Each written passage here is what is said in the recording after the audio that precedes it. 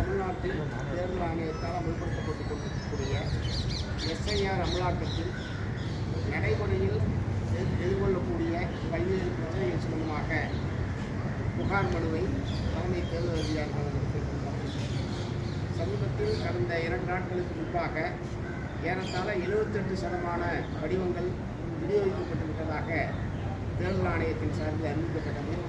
அது மிக மிக தவறான ஒரு தகவல் என்பதை தேர்தல் ஆணையத்துடைய கவனத்துக்கு நாங்கள் கொண்டு வந்தோம். தமிழ்நாட்டில் கிராமப்புறங்களில் அதே மாதிரி தமிழ்நாட்டில் உள்ள பல்வேறு மலைப்பகுதிகளில் பெரும்பாலான மக்களுக்கு இந்த படிவம் என்பது போய் சேரவில்லை.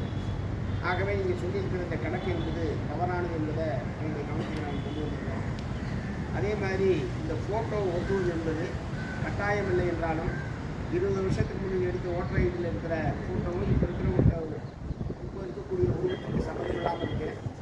ஆனால் அதனால் தேர்தல் ஆணையமே ஃபோட்டோவை அங்கங்கே முகாம் போட்டு ஃபோட்டோவை எடுக்க வேண்டும் என்பதை நாங்கள் வற்புறுத்திருக்கோம். ஏன்னா ஒவ்வொரு கிராமத்திற்குள்ளே 3000-4000 மக்கள் வசிக்கக்கூடிய கிராமத்தில் ஃபோட்டோ ஸ்டூடியோ இல்லைன்னு சொன்னால் அவங்க நகரங்களுக்கு வந்து எடுக்க வேண்டியது. அவ்வளோ பேரும் வந்து ஃபோட்டோ எடுத்து திரும்ப கொண்டு கொடுக்கறது என்பது நடைமுறை சாத்தியமே இல்லை. ஆகவே தேர்தல் ஆணையமே முகாம் அமைத்து தேர்தல் ஆணையத்தின் மூலமாக ஃபோட்டோ எடுக்கிற வேலையை செய்ய வேண்டும் என்று நாங்கள் வற்புறுத்துகிறோம். அதே மாதிரி இணையதளம் மூலமாக விண்ணப்பிக்கிறதுல ஏராளமான சிக்கல்கள் ஏற்படுகிறது. எல்லாம் சரியாக இருந்தாலும் இணையதளம் இழக்கப்படுகிறது.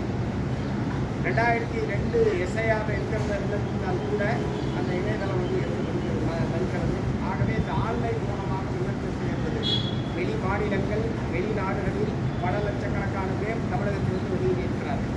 பிழைப்புக்காக வாழ்வாதாரத்துக்காக சென்றிருக்கிறார்கள். அவர்களுக்கெல்லாம் இருக்கிற ஒரே வாய்ப்பு இணையதளம் மூலமாக உள்ளது மட்டும்தான். ஆனால் இணையதளத்தின் மூலமாக விண்ணப்பிக்கவே முடியாது என்பதுதான்